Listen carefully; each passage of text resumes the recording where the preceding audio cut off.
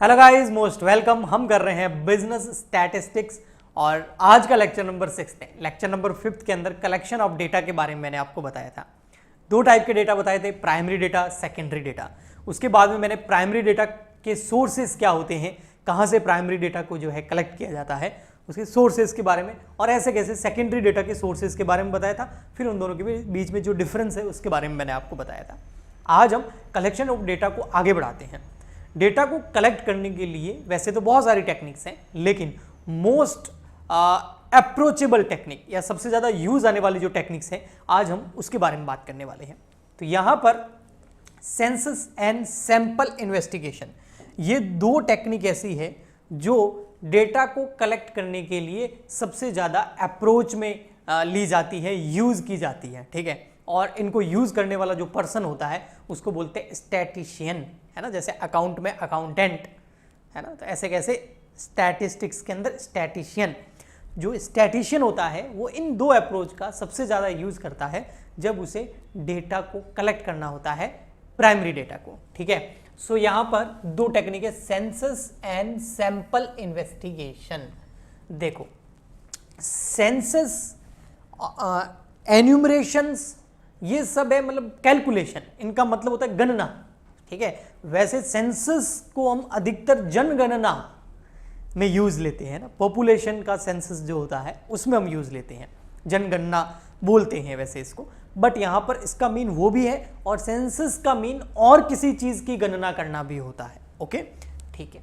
So census and sample investigation are the two popular approaches. दो सबसे ज्यादा popular approach है, एक है सेंसस, एक है सैंपल इन्वेस्टिगेशन, जो प्राइमरी डेटा को कलेक्ट करने में सबसे ज्यादा पॉपुलर अप्रोच है, जो यूज की जाती है किसके द्वारा? स्टैटिशियन के द्वारा, उस पर्सन के द्वारा जो स्टैटिस्टिक्स का काम करता है उसको स्टैटिशियन बोलते हैं। वो जब भी प्राइमरी डेटा को कलेक्ट करता है तो सबसे ज्यादा यूज में आने वाली जो दो अप्रोचेज हैं वो है सेंसस एंड सैंपल इन्वेस्टिगेशन। अब आपको समझ में आ गया होगा, याद हो गया होगा ये क्या चीज है, ओके। तो ये प्राइमरी डेटा को कलेक्ट करने में सबसे ज्यादा यूज आने वाली दो अप्रोचेज हैं, ओके। इन दोनों को मैं थोड़ा सा आपको शुरू में एग्जाम्पल देके बता देता हूं, ताकि जब मैं आपको इसको आगे पढ़ाऊं तो आपके दिमाग में कॉन्सेप्ट रहे कि भाई हाँ, इसका मतलब ये है, इसका मतलब ये है। तो मैं एक एग्जाम्पल देता हूं। मान लेते हैं क्लासरूम है ऑफलाइन और उसके अंदर 40 स्टूडेंट है, 40 स्टूडेंट, ठीक है। और अब वहां पर हम 40 स्टूडेंट का कुछ डेटा कलेक्ट करना चाहते हैं, ठीक। अब 40 स्टूडेंट की हो सकता है हम ये पता करना चाहते हैं कि भाई इस क्लास का लेवल क्या है, यानी कि बहुत ज़्यादा लो लेवल के बच्चे हैं या बीच के बच्चे हैं या हायर लेवल के बच्चे हैं, यानी कि उनकी इंटेलिजेंसी क्या है। वैसे इंटेलिजेंसी को नंबर में मेजर नहीं किया जा सकता, बट मैं एक एग्जांपल के लिए, ताकि आप इसको रिलेट कर पाएं, मैं आपको बताता हूं, ठीक है। अब दो तरीके हैं उन 40 बच्चों की इंटेलिजेंसी पता करने के, ठीक है। फर्स्ट तो तरीका क्या है, एक एक बच्चे को उठाओ और उससे क्वेश्चंस पूछो। ऐसे करके 40 स्टूडेंट्स को क्वेश्चंस पूछो और उसके बाद डिसाइड करो कि भी इस क्लास की क्या जो है इंटेलिजेंसी है पर स्टूडेंट की। तो ये हो गया सेंसस। या अगर आपको उस क्लास के स्टूडेंट की जो है एज के बारे में पता करना है तो आप एक एक बच्चे की एज पूछ लो। कोई मान लेते हैं 12th क्लास है तो कोई 14 साल का होगा, कोई 15 का होगा, कोई 16 का होगा, कोई 17 का होगा, कोई 18 भी होगा, 18 का भी हो सकता है। अब फिर एक एवरेज एज आप निकाल सकते हो, ठीक है, सबकी एज पता करके 1 by 1, या जो भी क्वेश्चन पूछने इंटेलिजेंसी पूछनी है 1 by 1। तो ये सेंसस हो गया। यानी कि जिस भी फील्ड के अंदर आप डेटा को कलेक्ट करना चाहते हैं, जिस भी एरिया, जिस भी पॉपुलेशन, जिस भी लेवल पर, तो आप उनमें सबका 1 by 1 इंडिविजुअली पूरा डेटा कलेक्ट करते हैं, ओके, ठीक है। ये हो गया सेंसस। सैंपल इन्वेस्टिगेशन क्या होता है? अब जो सेंसस होता है उसमें ये एक क्लास में 40 बच्चे, ऐसे कैसे दूसरी क्लास में भी 30 बच्चे होंगे, फिर नेक्स्ट क्लास, तो सबका 1 by 1, तो बहुत ज़्यादा इसमें टाइम लगता है, बहुत ज़्यादा एनर्जी लगती है, बहुत ज़्यादा खर्चा भी आता है, ठीक, ओके। और पर स्टूडेंट पर उतना ज़्यादा फोकस नहीं हो पाएगा क्योंकि सबका डेटा लेना ना तो थोड़ा जल्दी में रहेगा स्टैटिशियन, ठीक। ये हो गया सेंसस। ऐसे डेटा कलेक्ट किया जाता है सेंसस के द्वारा। अब आता है सैंपल इन्वेस्टिगेशन। सैंपल इन्वेस्टिगेशन के अंदर क्या किया जाता है, अब जो 40 स्टूडेंट क्लास के अंदर बैठे हैं, एक सारे स्टूडेंट्स के साथ में जो है कम्युनिकेशन नहीं किया जाएगा। अब वहां पर जो फर्स्ट बेंच लगी हुई है वहां पर किसी एक स्टूडेंट को रैंडमली खड़ा कर दिया और उससे जो पूछना है पूछ लिया।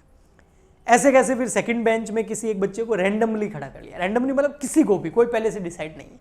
फिर थर्ड फोर्थ ऐसे करके 40 स्टूडेंट है और मान लेते हैं वहाँ पर 20 बेंचें लगी हुई है, तो हर बेंच के हिसाब से एक एक स्टूडेंट को खड़ा कर दिया, तो 10 बच्चों को या 5 बच्चों को या 20 बच्चों को ऐसे करके पूछ लिया। सिंपल क्या है, मतलब सैंपल लेना है, हर एक को नहीं, और फिर डिसाइड करना भी इस क्लास की इंटेलिजेंसी क्या है, या इस क्लास की एवरेज एज क्या है, या इस क्लास के अंदर जो एवरेज मार्क्स आते हैं वो क्या है। तो ये सैंपल ऐसे कैसे, जो दूसरी क्लासेस है वहां पर भी 5-5, 6-6 बच्चों के सैंपल इकट्ठे कर लिए, और जब सैंपल इकट्ठा किया जाता है तो इसमें टाइम बहुत कम लगता है, खर्चा भी कम आता है, और जो भी अब 40 बच्चों को नहीं पूछना है, उनमें से किसी 5 को पूछना है, तो उनसे डिटेल्ड इंफॉर्मेशन निकाली जा सकती है। अगर 40 को पूछने लग गए ना तो डिटेल इन्वेस्टिगेशन नहीं हो पाएगा, स्टैटिस्टिशियन डिटेल में इंफॉर्मेशन नहीं ले पाएगा क्योंकि जल्दी में होगा, लेकिन 5 को ये तो फिर डिटेल में उनसे वो इंक्वायरी कर सकता है, क्वेश्चनरिंग कर सकता है, ठीक है, ताकि उनसे डेटा कलेक्ट किया जा सके, उनसे इंफॉर्मेशन ली जा सके। आया समझ में? तो ये दो है, ये फर्क है सेंसस में और सैंपल इन्वेस्टिगेशन में। अब इनके अपनी अपनी मेरिट्स हैं, अपनी अपनी डिमेरिट्स भी हैं, इनके अपने अपने फंक्शंस हैं, मतलब इनके अपने बेनिफिट्स और जो है लिमिटेशंस हैं। आइए अब मैं पढ़ाता हूं आपको। Under the census complete enumeration, पूरा कंप्लीट एन्यूमरेशन मेथड है जो सेंसस है, मैंने बोला एक एक स्टूडेंट से डिटेल में इंफॉर्मेशन लेना, ऐसे कैसे पूरी स्कूल के बच्चों से डिटेल इंफॉर्मेशन लेना, तो ये एक पूरा कंप्लीट है, ठीक है। Data are collected of each and every unit of the population, जो भी पॉपुलेशन, मैंने तो स्कूल का एग्जाम्पल दिया है, आप जनगणना कर सकते हैं, तो वहां पर एक एक फैमिली के अंदर जाके मेंबर से मिलना, उनकी डिटेल पूछना, मेल कितने हैं, फीमेल कितने हैं, 14 साल से बच्चे कम उम्र के कितने हैं, बड़े कितने हैं, उनकी इनकम क्या है, तो वो डिटेल एक ओके। और universe which is completed set of item which are interest in any particular situation. For example, ये एग्जाम्पल मार्क्स का दे रखा है, वो मैंने आपको वैसे भी ऑलरेडी दे दिया है। अब ये सेंसस के बारे में हम सबसे पहले पढ़ रहे हैं, ठीक है, ओके। अब देखो यहां पर सेंसस के अंदर क्या होता है, this method is generally recommended in those cases where area of investigation is limited and require intensive examination और study of the population. Intensive examination, intensive मतलब पहले से पता है कि भाई ये पूरी पॉपुलेशन जो है, या ये पूरा जो एक एरिया हमको दिया गया है, इन पूरे एरिया की इंटेंसिव पहले से डिसाइड है कि क्या क्या पूछना है, और पूरा इंटेंसिव स्टडी करना होता है, ठीक है, ओके। अब देखो मेरिट्स क्या होता है सेंसस इन्वेस्टिगेशंस की। अब मैं थोड़ा फास्ट करूंगा क्योंकि कुछ बच्चे बोल रहे हैं कि भैया सर आप टाइम बहुत ज़्यादा लगाते हो। अब मैं क्या करता हूँ, मेरी आदत है, मैं जब भी किसी टॉपिक को उठाता हूँ फिर उसके बारे में मैं सोचता हूँ कि जितने ज़्यादा स्टूडेंट को बता सकता हूँ उतना बताने की कोशिश करता हूँ, जिसकी वजह से समय ज़्यादा लग जाता है। अब कुछ लोगों को थोड़ा जल्दी में होता है कि शॉर्ट में निपटाओ, फिर नंबर भी उनके शॉर्ट में आते हैं, वो अलग बात है, ठीक है। इंटेंसिव स्टडी, इंटेंसिव स्टडी देखो क्या है, ये बेनिफिट्स है ना सेंसस के। सेंसस समझ में आ गया होगा आप, है ना, डिटेल इंफॉर्मेशन लेना आप एक पॉपुलेशन की। तो intensive study under census investigation data are obtain from each and every unit of population. It enable to study more than one aspect of each item of population, है ना। केवल population में ये नहीं पूछना मेल में फीमेल कितने हैं, बच्चे कितने हैं, है ना, इनकम कितनी है ना, एज क्या है, तो बहुत सारे वो डिटेल इंफॉर्मेशन निकाली जाती है इसके अंदर, ठीक है। In India, study which is census of study which is conducted after every 10 year, data are collected regarding population size। हर 10 साल में इंडिया में जनगणना होती है, कैलकुलेशन होती है पॉपुलेशन की, उसमें पॉपुलेशन की साइज हो गई, उसमें मेल कितने हो गए, फीमेल कितने हो गए, एजुकेशन लेवल क्या है, इसमें हैंडीकैप मेंबर्स कितने हैं, सोर्स ऑफ इनकम क्या है, कास्ट क्या है, रिलीजन क्या है, एक्सेट्रा। तो एक इंटेंसिव स्टडी की जाती है, पूरी डिटेल स्टडी की जाती है सेंसस कैलकुलेशन के अंदर या सेंसस इन्वेस्टिगेशन के अंदर। रिलायबल डेटा, बिल्कुल रिलायबल डेटा होगा, है ना, कोई ज़्यादा एस्टिमेशन नहीं होता है, रिलायबल डेटा है, विश्वास योग्य डेटा होता है, क्योंकि पर यूनिट पर पर्सन के हिसाब से जो है डेटा कलेक्ट किया जाता है। The data collected under this method is likely to be more reliable, representative and accurate because in census every item is observed personally. तो एक्यूरेसी, रिलायबिलिटी बहुत ज़्यादा होती है सेंसस इन्वेस्टिगेशन के अंदर, ओके। फर्स्ट है इंटेंसिव स्टडी, सेकंड है reliable data, third है suitable choice. The census method is a suitable choice in the situation when different item of population are not homogeneous. Homogeneous का मतलब होता है कि सब एक जैसे हैं, सब एक जैसे होते हैं ना, तो वहां पर सैंपल इन्वेस्टिगेशन अच्छा रहता है, क्योंकि सैंपल निकाल लो सब उसके आसपास ही होंगे। लेकिन अगर सब एक जैसे नहीं है, सब उस पॉपुलेशन या उस एरिया में लोगों के बीच में बहुत ज़्यादा डिफरेंसेस हैं, कल्चर को लेकर, एज को लेकर, एजुकेशन को लेकर, इनकम को लेकर, है ना, फैमिली मेंबर्स को लेकर, मेंटेलिटी को लेकर, तो फिर उनका सेंसस इन्वेस्टिगेशन ही होना चाहिए, क्योंकि हर इंसान अलग है। तो आप सैंपल के बेसिस पे डिसाइड नहीं कर सकते कि सारे इसके जैसे होंगे। तो ये सुटेबल चॉइस होती है जहां पॉपुलेशन आर नॉट होमोजेनियस। हाँ, जहां पॉपुलेशन होमोजेनियस हो वहां सैंपल इन्वेस्टिगेशन बढ़िया रहता है, क्योंकि लगभग उनके जैसे होंगे सब। ओके, जैसे इंडिया के अंदर जो है ना, ये सेंसस वाला ही बढ़िया रहता है, सैंपल इन्वेस्टिगेशन नहीं कर सकते, क्योंकि हर 10 किलोमीटर एरिया में कल्चर, लैंग्वेज, पहनावा, है ना, एजुकेशन लेवल, इनकम लेवल सब चेंज हो जाता है।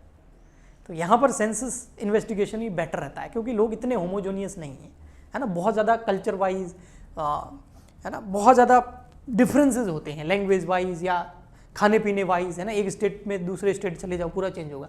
बाहर डेवलप कंट्रीज जो है यूएस वगैरह वहाँ जाओ, वो इतना नहीं चेंजेस होता है, ठीक है। तो इसलिए तो रंग बिरंगा है ना अपना इंडिया। बेसिस ऑफ वेरियस सर्वे, जो ये सेंसस इन्वेस्टिगेशन करते हैं ना, तो इसके बाद में ये डेटा जो है ना और बहुत सारे सर्वे में हमारा काम आता है।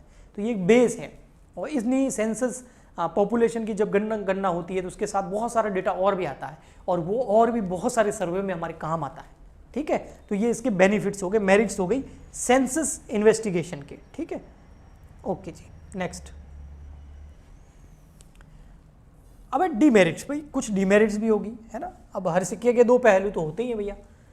कॉस्टली मेथड, बिल्कुल, census is a very costly method for investigation since the data are collected by observing each and every item of population। Her population की एक एक पर्सन से, एक एक व्यक्ति से इंडिविजुअली जाके कनेक्ट किया जाता है, तो फिर इसमें कॉस्ट बहुत ज़्यादा लगती है, खर्चा बहुत ज़्यादा लगता है, टाइम बहुत ज़्यादा लगता है, ठीक है। टाइम कंज्यूमिंग, बिल्कुल टाइम लगेगा। Possibilities of error, this is a large number of possibility of error in this method due to the non-response measurement, lack of preciousness of the definition of statistical unit or personal bias of the investigator। भैया देखो, इतना बड़ा population, इतनी बड़ी detail अगर information लेंगे तो वहाँ पर बहुत ज़्यादा एरर के चांसेस रहते हैं, क्योंकि जो इन्वेस्टिगेटर होता है ना उसके ऊपर ही डिपेंड करता है कि भैया वो जाके सही तरीके से काम कर रहा है कि नहीं कर रहा है। और अगर इन्वेस्टिगेटर ने कुछ भी मिस्टेक कर दिया तो हो गया प्रॉब्लम, ठीक है। नेक्स्ट, सेकंड नंबर जो अप्रोच सबसे ज़्यादा यूज़ की जाती है कलेक्शन ऑफ डेटा के अंदर, वो है सैंपल इन्वेस्टिगेशन। सेंसस इन्वेस्टिगेशन हमने समझ लिया, अब सैंपल इन्वेस्टिगेशन। सैंपल इन्वेस्टिगेशन का मतलब होता है, on the other hand sample investigation refer to the process of learning about population on the basis of sample drawn from it. जो पॉपुलेशन है ना, हाँ, उसकी लर्निंग करनी है, उसको समझना है। जैसे क्लास में 40 स्टूडेंट है ना, उन 40 स्टूडेंट को समझना है, बट डिटेल में नहीं, वहाँ से किसी 2-4 स्टूडेंट, 5 स्टूडेंट को ले लो और उनसे डेटा कलेक्ट कर लो, और फिर ये दिखा जाता है कि भाई इस क्लास के स्टूडेंट ऐसे ही होंगे। जैसे फॉर एग्जांपल के लिए, आप लाइफ में कितने सक्सेसफुल होंगे, आप लाइफ में कितनी ज़्यादा स्टडी कर पाएंगे, आप लाइफ में कितना आगे बढ़ पाएंगे, पता वो क्या है, वो जो आपका फ्रेंड सर्कल है ना उसका एवरेज। जैसे आपका फ्रेंड सर्कल है, वहाँ पर जो है एवरेज जो उन लोगों के परसेंटेज हैं, किसी के 50% है, किसी के 60 है, किसी के 65 है, किसी के 55 है, तो आप उनका एवरेज निकालेंगे जब, वो आपके परसेंटेज होंगे। थोड़े बड़े हो जाएंगे, आप काम धंधा करेंगे, बिजनेस करेंगे, है ना, या फिर नॉलेज के हर मामले में ये लागू होता है कि आपकी जो फ्रेंड सर्कल है उनका एवरेज निकालेंगे ना, वही आपकी इनकम होगी, उनका एवरेज ही आपकी उम्र होगी, उनका एवरेज ही आपका नॉलेज होगा, उन सबका एवरेज ही, मतलब सब उसी के जैसे होंगे आप। इसलिए बोलते हैं संगत थोड़ी बेहतर करो। लाइफ में बहुत पैसा कमाना है तो पैसे वालों की संगत करो, लाइफ में बहुत ज़्यादा नॉलेज चाहिए तो नॉलेज वालों की संगत करो, हेल्दी रहना है तो ऐसे लोगों की संगत करो जो फिट एंड फाइन है और वर्किंग करते हैं, सुबह सुबह दौड़ते हैं, एक्सरसाइज करते हैं। समझ में आ गया? तो जैसा बनना है ऐसे लोगों की संगत करो, क्योंकि वो आप पे अप्लाई हो जाएगा। तो सैंपल इन्वेस्टिगेशन के अंदर यही होता है कि जो हमने कुछ लोगों को लिया है, फिर हम मानते हैं कि इस एरिया में सब लोग ऐसे ही होंगे। ओके जी, है ना। तो मतलब जो उस पॉपुलेशन के बारे में जो लर्निंग की जाती है वो सैंपल के बेसिस पे ही की जाती है। To for more precious in sampling technique instead of every item of the universe, only a part of the universe is studied and conclusion are drawn on the same basis of entire universe। जो कुछ samples लिए हैं उसकी basis पर ही उस entire area, entire population, entire universe को समझा जाता है। अब देखो यहाँ पे है मेरिट्स ऑफ सैंपल इन्वेस्टिगेशन। अब सीधा उसका उल्टा होगा, ऑपोजिट होगा। क्या क्या फायदे? लेस कॉस्टली, पैसा ज़्यादा नहीं लगेगा। लेस टाइम कंज्यूमिंग, टाइम बहुत कम लगेगा। रिलायबिलिटी, रिलायबिलिटी इसलिए रहती है, क्यों रहती? वैसे वहाँ रिलायबल ज़्यादा है, लेकिन अगर इन्वेस्टिगेटर के पॉइंट ऑफ व्यू से सोचे, स्टैटिशियन के पॉइंट ऑफ व्यू से सोचे, तो ये ज़्यादा रिलायबल है। क्योंकि यहाँ पर स्टैटिशियन को 40 में से 5 बच्चों को ही इन्वेस्टिगेट करना है, तो वो ज़्यादा रिलायबल अच्छे तरीके से कर पाएगा। और 40 के 40 को करना होगा तो वहाँ एरर के चांसेस है ना जी। नेक्स्ट है डिटेल इन्फॉर्मेशन। डिटेल इन्फॉर्मेशन निकाली जा सकती है since the sample investigator save both the time and money. जो इन्वेस्टिगेटर है ना, उसको 40 बच्चों को इन्वेस्टिगेट नहीं करना है, 5 को ही करना है, तो ज़्यादा टाइम निकाल पाएगा एक एक के लिए, तो उससे पैसा भी बचेगा, टाइम भी ज़्यादा लगा पाएगा और उनको अच्छे से इन्वेस्टिगेट कर पाएगा, जिसकी वजह से डिटेल इन्फॉर्मेशन उन 5 लोगों से निकाल पाएगा। और 40 का करता तो फिर टाइम ज़्यादा लगता, तो वो जल्दी के चक्कर में फिर फटाफट कर सकता था। फ्लेक्सिबिलिटी इसके अंदर रहती है। Data are collected through sample investigation है generate greater scope of flexibility, मतलब फ्लेक्सिबल होते हैं ये डेटा, है ना। सारे सैंपल एक जैसे नहीं होते हैं, तो उनके बेसिस पर फिर एवरेज निकाला जाता है। डीमेरिट्स, हाँ भाई, डीमेरिट्स क्या है सैंपल इन्वेस्टिगेशन के लिए? It is impossible to attain 100% accuracy. 100% accuracy कैसे आएगी यार? 40 में से 5 के बेसिस पे हम डिसाइड कर रहे हैं कि क्लास क्या है, तो एक तो प्रोबेबिलिटी होगी एक तरह की। It's create new source of error, random error और सैम्पलिंग एरर हो सकती है ना। हो सकता है वो जो 5 स्टूडेंट सेलेक्ट किए 40 में से, बाई चांस पॉसिबिलिटी ये भी हो सकती है कि वो 5 के 5 डफोड़ ले लिए, या वो 5 के 5 इंटेलिजेंट ले लिए, या एज देख रहे तो वो 5 के 5 अपर एज के ले लिए, ठीक है, ये हो सकता है। या हाइट देख रहे थे तो फिर वो लंबे चुन लिए आपने। The result of sample investigation are not satisfactory, ये संतुष्टजनक नहीं होता है, ठीक है। हाँ, यहाँ पर एक्सपर्ट जो होते हैं वो अगर करेंगे तो ज़्यादा बेहतर कर पाएगा, हर कोई नहीं कर पाएगा। The sample may note be the representative of population, कई बार ऐसा होता है सैंपल पॉपुलेशन को रिप्रेजेंट हो सकता है ना करे। आपने जो सैंपल लिए हैं और जो पॉपुलेशन है उनमें बहुत डिफरेंस हो, आप उनको एक जैसा मान रहे हैं, होमोजेनियस मान रहे हैं, लेकिन वो होमोजेनियस ना होकर हेट्रोजेनियस कैरेक्टर हो, तो हेट्रोजेनियस के अंदर होता है कि हर पर्सन अलग है, वहाँ पर बहुत वैरायटी, अब वो आपकी सैंपलिंग कुछ काम नहीं आएगी। तो ये कुछ डीमेरिट्स हैं। कुछ यहाँ पर डिफरेंसेस दे रखे हैं इनके बीच में census investigation and sample investigation के अंदर। सबसे पहले है type and nature of inquiry. यहाँ पर सेंसस इन्वेस्टिगेशन के अंदर जो है कंप्रहेंसिव यानी कि डिटेल में इंफॉर्मेशन निकाली जाती है। यहाँ सेलेक्टिव जो पर्सन है या सेलेक्टिव जो फैक्ट है उनसे ही डिटेल इन्फॉर्मेशन निकाली जाती है, सेलेक्ट कर लिया जाता है पहले। टाइम रिक्वायर्ड, यहाँ पर बहुत ज़्यादा टाइम लगता है, यहाँ कम टाइम लगता है। एक्यूरेसी एंड रिलायबिलिटी यहाँ 100% रहती है, यहाँ हमेशा 100% से कम ही रहेगी क्योंकि आप सैंपल ले रहे हो। टाइप्स ऑफ एरर, यहाँ नॉन सैम्पलिंग एरर हो सकती हैं, यहाँ पर सैम्पलिंग और नॉन सैम्पलिंग दोनों एरर हो सकती है, ठीक है। सूटेबिलिटी, ये जो स्मॉल सर्वे करते हैं है ना, उनके लिए ये ज़्यादा सूटेबल है, और अगर बहुत बड़ा सर्वे करना है तो उनके लिए ये सूटेबल है, ठीक है। और ऑर्गेनाइजेशनल वर्क, ये डिफ़िकल्ट है बहुत ज़्यादा, कॉस्ट ज़्यादा, समय ज़्यादा, है ना, और ये ईजियर है, सैंपल फटाफट लिया जा सकता है। कॉस्ट इसकी हाई आती है और इसकी लो आती है, तो ये आप स्क्रीनशॉट ले सकते हैं यहाँ से, ये बहुत इंपॉर्टेंट है। अगर डिफरेंस पूछे तो आप ये लिख सकते हैं। आई होप आज का लेक्चर आपके लिए काफ़ी यूज़फुल रहा होगा और यूज़फुल इन्फॉर्मेशन आपको मिली होगी।